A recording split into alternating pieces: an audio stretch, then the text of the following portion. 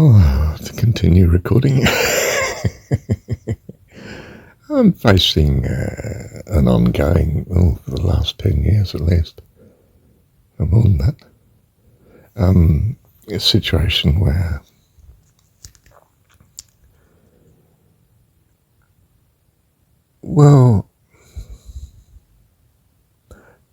I don't want to give too much detail because I don't want to drag people into some public story. That would be a shame, wouldn't it? But anyway,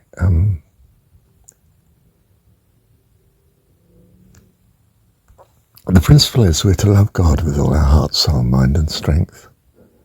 And dare I say it, you may be married to someone or you may be committed to someone, but if it's not God, you're wasting your time.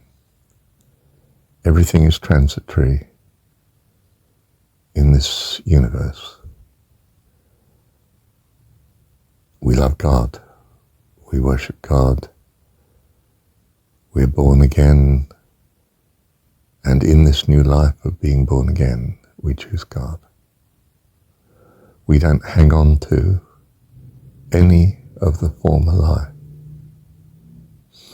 Now, this doesn't mean we're not kind. This doesn't mean we don't give opportunity to others to, for instance, stay with us. But we are on pilgrimage. I can't stay with them. They need to stay with me. Do you see?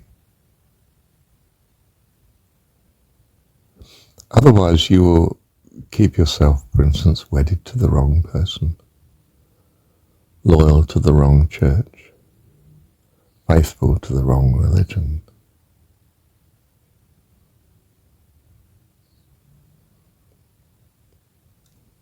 Do you see? I'm not come to bring peace upon the earth, says Jesus. I am the break. You die to your old self, and you take on the new eternal life. It's a loving and kind life that you take on.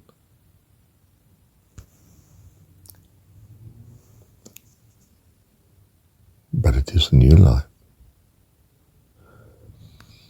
And you'll notice that if reincarnation is a reality with you, most people don't remember anything of their previous incarnations to the extent that they're fairly convinced, for instance, that there is no reincarnation. I don't remember anything before this. Do you see? And you must be the same. Except you are loving and kind, but to all.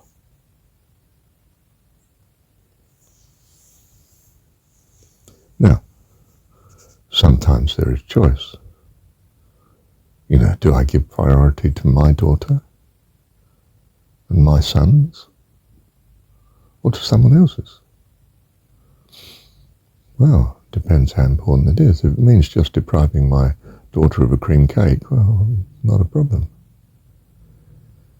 If it means her death instead of someone else's, my goodness, hang on. I think I'll stick with the convention. I put my daughter first. Do you see? But I don't put my daughter before God. Now that's just devastating in a secular world because, God's fantasy to the secular, and you put a fantasy before real people, I mean, goodness gracious. You're a danger to know.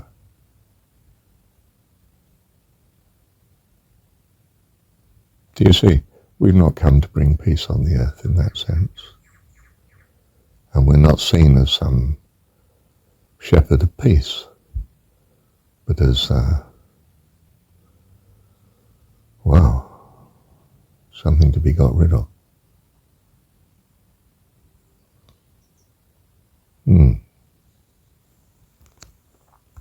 The Jesus story is that.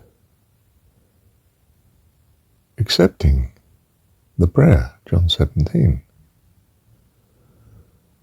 which says, I pray not that you take them out of the world, in other words, for their safety and their eternal preservation, but that you keep them from the evil in the world, because I've sent them, just as you sent me.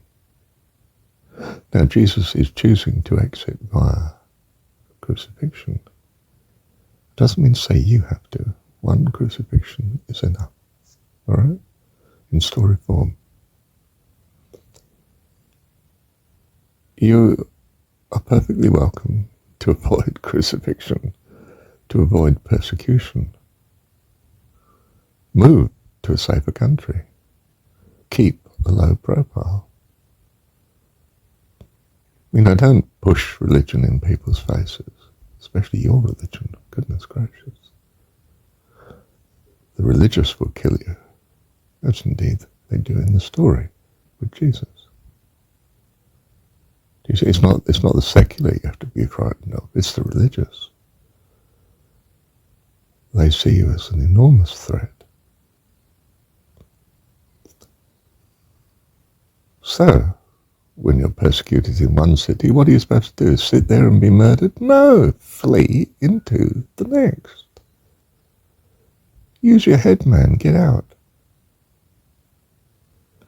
Oh. How come I didn't see that before? Well, perhaps you did, but didn't quite know what to make of it.